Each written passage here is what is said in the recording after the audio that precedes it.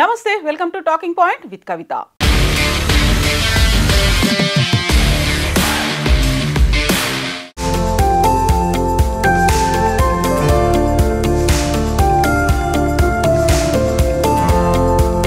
ఆషాఢ మాసం వచ్చిందంటే చాలు ప్రపంచంలోనే అతి ప్రాచీనమైన రథయాత్ర గురించి కబుర్లు మొదలైపోతాయి. ఆ జగన్నాథుణ్ణి ప్రత్యక్షంగా దర్శించుకొని ఆయన రథంపై ఒక చేయి వేసి ఈ జన్మకు సార్థకత చేసుకునేందుకు లక్షలాది మంది భక్తులు పూరీ క్షేత్రానికి చేరుకుంటారు.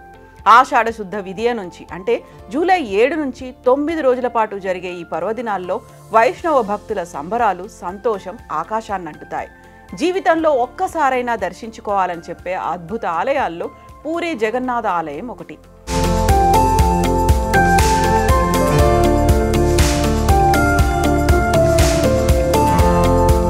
స్కంద పురాణ లిపి ప్రకారం జగన్నాథుడే పురుషోత్తముడు.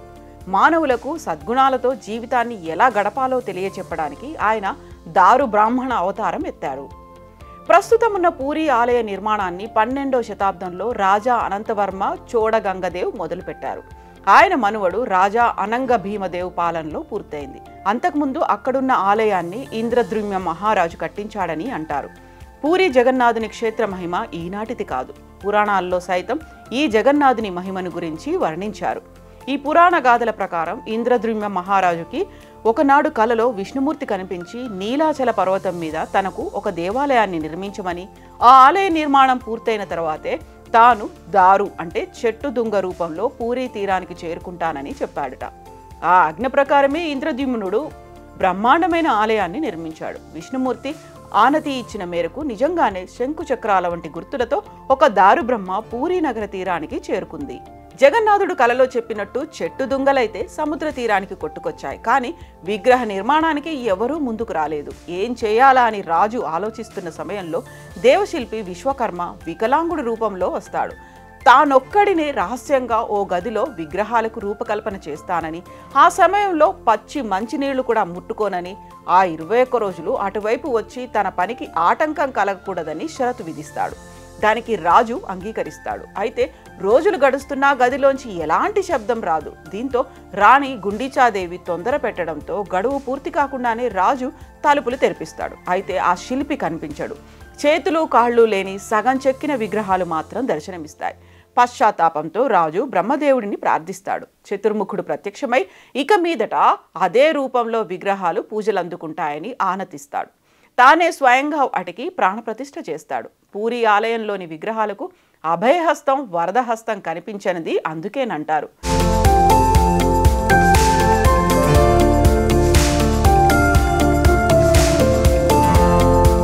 చతుర్దశ భువనాలను వీక్షించడానిక అన్నట్టు ఇంతింత కళ్ళు మాత్రం ఉంటాయి. అప్పటి నుంచి గర్భాలయంలో అదే రీతిలో విగ్రహాలను ఆరాధిస్తూ వస్తున్నారు. అయితే జగన్నాథుడు గిరిజనుల దేవుడని, నీలమాధవుడనే పేరుతో పూజలందుకున్నాడని స్థల పురాణం చెప్తోంది. పూరీ జగన్నాథుని ప్రత్యేకతలు 1, 2 కాదు. అసలే ఆ విగ్రహాలే తొలి ప్రత్యేకత. ఈ విగ్రహాలు విచిత్రమైన రూపంలో ఉండడం వెనుక ఒక ఐతిహ్యాన్ని చెప్పుకున్నప్పటికీ స్థానిక తెగలు ఆరాధించే రూపంలో ఈ మూర్తులు ఉండడం ఒక విశేషం. దానికి అనుగుణంగా జగన్నాథుని చరిత్రలో ఆయనను ఆదిమ జాతి వారు ఆరాధించుకున్న ప్రస్తావనలు కూడా కనిపిస్తాయి. అంటే ఈ దైవం అందరి వాడన్నమాట.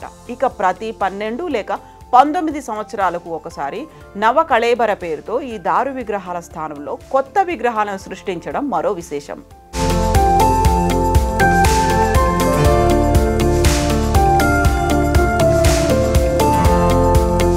ఈ భారీ ఆలయ భవనం 4 లక్షల చదరపు అడుగుల కన్నా ఎక్కువ వైశాల్యంతో ప్రహారీగా చుట్టూ ఎత్తైన కోట గోడలను కలిగి ఉంది. ఇందులో కనీసం 120 గుళ్ళు, పూజా స్థలాలు ఉన్నాయి. ఒడిషా శైలి నిర్మాణ గుణాలను, అమోఘమైన శిల్ప సంపదను కలిగిన ఈ ఆలయం భారతదేశ అద్భుత కట్టడాల్లో ఒకటి. ప్రధాన ఆలయం కింద నుంచి పైకి కొంచెం వంపులు తిరిగి ఉండే దానిపైన విష్ణువుకు చెందిన శ్రీచక్రం ఉంటుంది. నీల చక్రగా కూడా పిలిచే అష్టధాతుతో తయారైన ఈ చక్రం ఎంతో పవిత్రమైంది. 20 అడుగుల ఎత్తు, టన్ను బరువు గల సుదర్శన చక్రాన్ని పూరీ జగన్నాథ ఆలయంపై బాగాన ఏర్పాటు చేశారు. ఆశ్చర్యకర విషయం ఏంటంటే పూరీ పట్టణంలో ఏ మూల నుంచి చూసినా ఈ సుదర్శన చక్రం కనిపిస్తుంది. ఆలయం పైన ఈ చక్రాన్ని ఉంచిన తీరు ఒక ఇంజనీరింగ్ మిస్టరీగానే మిగిలిపోయింది. ఏ వైపు నుంచి మీరు దీనిని చూసినా అది మీకు అభిముఖంగానే ఉన్నట్లు కనిపించడం విశేషం. హైందవ క్షేత్రాల్లో పూరికి ఉన్న ప్రాముఖ్యత అంతా ఇంతా కాదు. చార్ధామ్ యాత్ర పేరుతో బద్రీనాథ్, ద్వారకా, రామేశ్వరాలతో పాటుగా పూరికి కూడా చోటు ఉంది. అందుకే పూరి క్షేత్రాన్ని త్రిమతాచార్యులైన శంకర, రామానుజ, మధ్వాచార్యులతో పాటుగా గురునానక్, తులసీదాస్, చైతన్య మహాప్రభు వంటి మహామహులెందరో దర్శించినట్లుగా చరిత్ర చెబుతోంది. సహజంగానే ఇంతటి ప్రాచుర్యం ఉన్న పూరీ క్షేత్రం రథయాత్ర సమయంలో మరింత శోభని సంతరించుకుంటుంది. సాధారణంగా ఎక్కడన్నా రథయాత్ర జరిగినప్పుడు ఉత్సవ విగ్రహాలను ఊరేగించడం ఆనవాయితీ. కానీ అందుకు విరుద్ధంగా సాక్షాత్తు మూల విరాట్టులే రథయాత్రకు కదిలి రావడం ఒక అద్భుతం. ప్రపంచ ఖ్యాతిగాంచిన పూరీ జగన్నాథుడి రథయాత్ర కంటే ముందు మరో ముఖ్యమైన ఘట్టం పూరీలో జరుగుతుంది. జగన్నాథుడికి, ఆయన అన్న బలరాముడికి, చెల్లెలు సుభద్రకి జ్వరం వచ్చే సంఘటన అది. అవును, మీరు వింటున్నది నిజమే. ప్రతి ఏటా పూరీలో దేవుడికి జ్వరం వస్తే నయమయ్యే వరకు దర్శనాలు, పూజలు జరగవు. జ్యేష్ఠ పౌర్ణమి నాడు జగన్నాథుడి పుట్టినరోజు అని భక్తుల నమ్మకం. జగన్నాథుడి పుట్టినరోజును పూరీలో స్నానయాత్ర లేదా స్నాన పౌర్ణమి అని కూడా అంటారు. ఆలయ ప్రాంగణంలో సోనా కువాగా పిలిచే బంగారు బావి ఉంటుంది. శీతలాదేవి ఆ బావిని కాపాడుతుంది. ఆ బావిని ఏడాదికి ఒక్కసారి తెరుస్తారు. ఆ రోజు గర్భాలయం నుంచి మూలమూర్తులను తెచ్చి స్నానవేది అనే చోట భక్తులందరికీ కనిపించేలా విగ్రహాలను ఉంచి ఈ బావి నీటితో 108 బిందెలతో అభిషేకం చేస్తారు. అభిషేకం తర్వాత ఏనుగు తొండం తరహాలో గజవేషంలో దేవుణ్ణి అలంకరిస్తారు. అయితే ఇలా 108 కుండల నీళ్లలో తడిసిపోవడంతో భగవంతుడికి జ్వరం వచ్చిందని దేవాలయ పూజారులు ప్రకటిస్తారు. అన్ని నీళ్లలో తడిస్తే మనకు కూడా జలుబు చేస్తుంది కదా. అలాగే స్వామివారికి కూడా అనారోగ్యం కలిగినట్టుగా చెప్తారు. అలంకరణ తీసేసి అచ్చం జ్వరబాధితులాగే ఉంచుతారు. గర్భాలయంలో మూల విగ్రహాలను పెట్టే వేదిక ఎడమ పక్కన ఒక ఖాళీ స్థలంలో మూర్తులను పడుకోబెడతారు. స్వామివారికి కలిగిన అనారోగ్య కాలం 15 రోజులను అనాసారగా పిలుస్తారు. ఈ సమయంలో భక్తుల కోసం గర్భగుడిలో జగన్నాథుడి పాత చిత్రాలను ప్రదర్శిస్తారు. సాధారణంగా పూరీ అంటేనే ప్రసాదాలకు ఫేమస్. అక్కడ దేవుడికి అనేక రకాల నైవేద్యాలు పెడతారు. చెప్పను భోగ్గా పిలిచే 56 రకాల నైవేద్యాలు ఏడాది పొడవునా పెడతారు. కానీ స్వామివారి అనారోగ్యం కారణంగా ఆ 15 రోజులు ఆ నైవేద్యాలు కూడా పెట్టరు.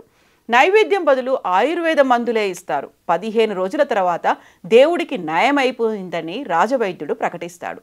అభిషేకం వల్ల విగ్రహాలకు రంగు వెలుస్తుంది కాబట్టి కొత్త రంగులు వేస్తారు. జ్వరం తర్వాత రథయాత్రకు ఒకరోజు ముందు దేవుడు దర్శనమిస్తాడు. దాన్ని నవయవ్వన దర్శనం అంటారు. అప్పుడు రథయాత్ర ప్రారంభిస్తారు.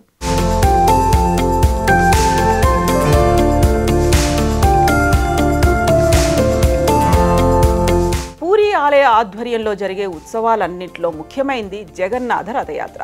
ఈ ఉత్సవం ప్రతి సంవత్సరం జూన్ లేదా జూలై నెలల్లో నిర్వహిస్తారు. ఈ ఏడాది జూలై 7న రథయాత్ర ప్రారంభమైంది. ఈ రథయాత్రలో 2 సెట్ల రథాలు ఉంటాయి. శ్రీమందిరం, గుండిచా ఆలయానికి మధ్యలో ప్రవహిస్తున్న నదిని దాటి వెళ్ళాలి. అందుకే 2 రథాలను ఉపయోగిస్తారు. మొదటి రథం నది ఇవతలి ఒడ్డు వరకు తీసుకెళ్తుంది. అక్కడ 3 చెక్క పడవల్లో నది దాటుతారు. అక్కడి నుంచి మరో రథంలో దేవుళ్లను గుండిచా ఆలయానికి తీసుకెళ్తారు. ఈ రథయాత్రలో శ్రీకృష్ణుడు, బలరాముడు, సుభద్ర విగ్రహాలను పూరీ వీధుల్లో ఊరేగిస్తారు. రథం సుమారు 45 అడుగుల ఎత్తు, 35 చదరపు అడుగుల వైశాల్యం కలిగి ఉంటుంది. దీనికి 7 అడుగుల వ్యాసం కలిగిన 16 చక్రాలుంటాయి. దాదాపు 4000 మంది భక్తులు కలిసి ఈ రథాన్ని లాగుతారు. రథయాత్రకు ముందు బంగారు చీపురుతో రథాల ముందు ఊడుస్తారు. ఆ తర్వాత వాటిని తాళ్లతో లాగుతారు. పూరీ జగన్నాథ ఉత్సవాన్ని తిలకించడానికి దేశం నలుమూలల నుంచి భక్తులు విశేషంగా తరలి వస్తారు. ప్రతి ఏటా కొత్త రథాన్ని తయారు చేయడం ఇక్కడి ప్రత్యేకత. ఈ యాత్ర పూరీ నుండి గుండిచా దేవాలయం వరకు సాగుతుంది. ప్రపంచంలో ఏ హిందూ ఆలయంలోనైనా సరే ఊరేగింపు నిమిత్తం మూల విరాట్ను కదిలించరు. అందుకు ఉత్సవ విగ్రహాలుంటాయి. ఊరేగింపు సేవలో ఏటా ఒకే రథాన్ని వినియోగించడం అన్ని చోట్ల చూసేది. ఈ సంప్రదాయాలన్నిటికీ మినహాయింపు పూరీ జగన్నాథ ఆలయం. బలభద్ర, సుభద్రలతో సహా ఈ ఆలయంలో కొలువైన జగన్నాథుడిని ఏడాదికొకసారి గుడిలోంచి బయటకు తీసుకొచ్చి భక్తులకు కనువిందు చేస్తారు. ఊరేగించేందుకు ఏటా కొత్త రథాలను నిర్మిస్తారు. అందుకే జగన్నాథుడి రథయాత్రను అత్యంత అపురూపంగా భావిస్తారు భక్తులు. ఆషాఢ శుద్ధ విధియ పూరీ క్షేత్రంలో పండుగ రోజు భక్తిభావం వెల్లువై పొంగులెత్తుతుంది. జగన్నాథుని జయ జయ ధ్వానాలతో నగర వీధులన్నీ మారుమోగుతుంటాయి. అంతరాలయంలో రత్నపీఠికపై ఏడాదిగా కొలువున్న జగన్నాథుడు బయటకు వచ్చే సమయం కోసం వేచి చూస్తుంటారు భక్తులు. స్వామి దర్శనం కాగానే ఆనందంతో పులకించిపోతారు. భక్తి పారవశ్యంతో మాయమర్చిపోతారు. ఆ క్షణం అపురూపం. సర్వం జగన్నాథం. రథయాత్రలో విశేషం ఏమంటే గుండీచా ఆలయానికి ఊరేగింపు రాగానే రథం తనంతట తానే ఆగిపోతుంది. దాన్ని ఎవరూ ఆపరు. ఇది కూడా ఎప్పటికీ ఒక మిస్టరీగానే ఉండిపోతుంది. రథయాత్ర నేపథ్యం గురించి రకరకాల కథనాలు ప్రచారంలో ఉన్నాయి. ద్వాపర యుగంలో కంసుడిని వధించడానికి బలరామకృష్ణులు బయలుదేరిన ఘట్టాన్ని పురస్కరించుకొని ఈ యాత్ర జరుపుతారని ఒక కథనం. ద్వారకకు వెళ్లాలన్న సుభద్రాదేవి కోరిక తీర్చే ముచ్చటే ఈ రథయాత్ర అని మరికొందరు చెబుతారు. ఇక గుండీచాదేవి మందిరం విషయానికొస్తే పూరి జగన్నాథ ఆలయాన్ని నిర్మించిన ఇంద్రద్యుమ్న మహారాజు భార్య గుండీచా. ఆవిడ కూడా జగన్నాథ బలభద్రుల కోసం ప్రధాన ఆలయానికి 3 కిలోమీటర్ల దూరంలో ఒక మందిరం నిర్మించింది. అదే గుండీచా ఆలయం. రథయాత్రలో భాగంగా అక్కడికి తీసుకెళ్లిన 3 విగ్రహాలను ఈ గుడిలోని రత్న సింహాసనంపై కూర్చుండబెట్టి గుండీచాదేవి పేరిట ఆతిథ్యమిస్తారు. ఒక రకంగా చెప్పాలంటే గుండీచా మందిరం జగన్నాథుడి అతిథి గృహం అన్నమాట. సైన్స్కు కూడా అంతు చిక్కని రహస్యాలతో పూరి జగన్నాథ ఆలయం ముడిపడి ఉన్నట్లు చెబుతారు. ఆ రహస్యాల్లో ముఖ్యమైనది ఆలయంపై కనిపించే జెండా. ఈ ఆలయ గోపురంపై ఉండే జెండాకు ఎంతో ప్రత్యేకత ఉంది. మామూలుగా ఏ గుడికి కట్టిన జెండా అయినా సరే గాలి దిశను బట్టి ఊగుతుంది. కానీ ఇక్కడి జెండా మాత్రం గాలి ఎటువైపు వీచినా వ్యతిరేక దిశలో ఊగుతుంది. జెండాకు సంబంధించి మరో ముఖ్యమైన విషయం ఏంటంటే 45 అంతస్తుల ఎత్తున్న ఈ ఆలయంపైకి నిత్యం పూజారి ఎక్కి జెండాను క్రమం తప్పకుండా మారుస్తుంటారు. ఈ ఆచారం దాదాపు 1800 ఏళ్ల నుంచి జరుగుతోంది. ఇది ఒక్కరోజు తప్పినా అప్పటి నుంచి 18 ఏళ్ల పాటు ఆలయం మూతపడుతుందని నమ్ముతారు.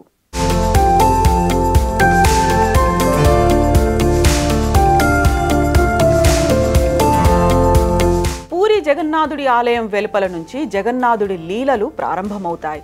సాధారణంగా అన్ని చోట్ల వీచే గాలి సముద్రం నుంచి భూమి వైపు వస్తుంది. ముఖ్యంగా పగటిపూట సముద్రం నుంచి భూమి వైపు, సాయంత్రం వేళ భూమి నుంచి సముద్రం వైపు గాలి వీస్తుంది. కానీ పూరిలో మాత్రం మొత్తం రివర్స్. పైగా హోరున వినిపించే అలల శబ్దం ఆలయ సింహద్వారం దాటగానే ఆగిపోతుందట. అదే క్షణం ఒక్క అడుగు బయట పెట్టినా అలల హోరు వినిపిస్తుంది. ఈ ఆలయం పైనుంచి విమానాలు, పక్షులు ఎగరకపోవడం ఆశ్చర్యకర విషయం. దేశంలో ఏ ఆలయంలోనూ ఇలాంటి వింత కనిపించదు. ఏ ప్రభుత్వము దీన్ని నో ఫ్లయింగ్ జోన్గా ప్రకటించలేదు. కానీ ఏదో తెలియని అతీత శక్తి కారణంగా అది ఆటోమేటిక్గా నో ఫ్లయింగ్ జోన్గా మారిపోయింది. దీనికి ఇప్పటికీ శాస్త్రీయ వివరణ లేకపోవడంతో మిస్టరీగానే మిగిలిపోయింది. జగన్నాథ ఆలయ ప్రధాన ద్వార గోపురం నీడ ఎవ్వరికీ కనిపించదు. ఉదయం, సాయంత్రం ఏ సమయంలోనూ నీడ అనే జాడే ఉండదు. ఇదంతా ఆలయ నిర్మాణంలో ఉన్న ప్రత్యేకత లేదా దేవుడి మహిమ వల్ల అలా జరుగుతోందా అన్నది కూడా మిస్టరీగానే ఉంటోంది. పూరి ఆలయాన్ని ఏడాది పొడవునా వేల మంది భక్తులు సందర్శిస్తుంటారు. నిత్యం ఒకే పరిమాణంలో ప్రసాదం తయారు చేస్తారు. కానీ ఎప్పుడూ వృధా కాదు. భక్తులకు సరిపోకపోవడం అనేది జరగదు. ఈ ప్రసాదాన్ని 7 కుండలు ఒకదానిపై ఒకటి పెట్టి వండుతారు. కానీ కింద ఉన్న కుండల కంటే ముందుగా పై భాగంలో ఉన్న కుండలో ప్రసాదం తయారు కావడం విశేషం. ప్రసాదం తయారు చేసినప్పుడు ఎలాంటి వాసన రాదు. కానీ స్వామివారికి నివేదించిన తర్వాత గుమగుమలాడిపోతుందట. పూరి జగన్నాథుడికి ప్రతి ఏటా భక్తుల నుంచి నగల రూపంలో భారీగానే కానుకలు అందుతుంటాయి. వాటిని రత్న భండార్లో భద్రపరుస్తారు. అయితే రత్న భండార్లోని లోపలి గదిని ఈ నెల 14న తెరవాలని ఉన్నత స్థాయి సంఘం సిఫార్సు చేసింది. రత్న భండార్ను తెరిచే విషయమై ఏర్పాటు చేసిన జస్టిస్ బిశ్వనాథ్ రథ్ ఆధ్వర్యంలోని ఉన్నత స్థాయి సంఘం తాజాగా సమావేశమై ఆ గదిని తెరవాలని ఆలయ నిర్వహణ కమిటీకి ఏకగ్రీవంగా సిఫార్సు చేసింది. 46 ఏళ్ల క్రితం చివరిసారిగా 1978లో రత్న భండార్ను తెరిచి నగల విలువను లెక్కించారు. ఒడిశాలో ఇటీవల జరిగిన అసెంబ్లీ ఎన్నికల్లో రత్న భండార్ను తెరవడం ప్రచారాస్త్రంగా మారింది. తాము అధికారంలోకి రాగానే రత్న భండార్ను తెరిపిస్తామని బీజేపీ హామీ ఇచ్చింది. ఎన్నికల ఫలితాల తర్వాత బీజేపీ ప్రభుత్వం ఏర్పడడంతో హామీ అమలు కోసం ప్రభుత్వం ఉన్నత స్థాయి కమిటీని ఏర్పాటు చేసింది. ఈ కమిటీకి ఆలయ ముఖ్య కార్యనిర్వహణ అధికారి కన్వీనర్గా ఉన్నారు. అయితే రథయాత్ర జరుగుతున్నందున కమిటీ అడిగిన తాళం చెవి ఇవ్వడం కుదరదన్నారు. అయితే ఈ నెల 14న రెండో తాళం చెవి ఇవ్వకపోతే తాళం బద్దలు కొట్టైనా రత్న భండార్ను తెరవాలని నిర్ణయించారు. రత్న భండార్ను తెరిచి నగలు లెక్కించి అవసరమైన వాటికి మరమ్మతులు చేయిస్తారు. పురుషోత్తమ క్షేత్రంగా ప్రసిద్ధిగాంచిన పూరి క్షేత్రానికి శ్రీక్షేత్రం, శంఖక్షేత్రం, నీలాచలం, నీలాద్రి అనే పేర్లు కూడా ఉన్నాయి. పూరి అంటే పూరించేదని అర్థం. భక్తుల కోరికలు తీర్చే దివ్యక్షేత్రం కావడంతో పూరి అనే పేరును జగన్నాథుడి కరుణా కటాక్షానికి పర్యాయ పదమైందని భక్తుల విశ్వాసం. అన్ని ఆలయాల్లానే కనిపించిన పూరి ప్రవేశ ద్వారం నుంచి గోపురంపై ఎగిరే జెండా వరకు అణువణువు ప్రత్యేకమైందే, ఊహకందని మిస్టరీనే. ఇలా ఎన్నో ప్రత్యేకతలు, ఎప్పటికీ అంతుచిక్కని రహస్యాలను తనలో దాచుకున్న పూరి జగన్నాథుడి ఆలయం ప్రపంచంలోనే ప్రత్యేకమైంది.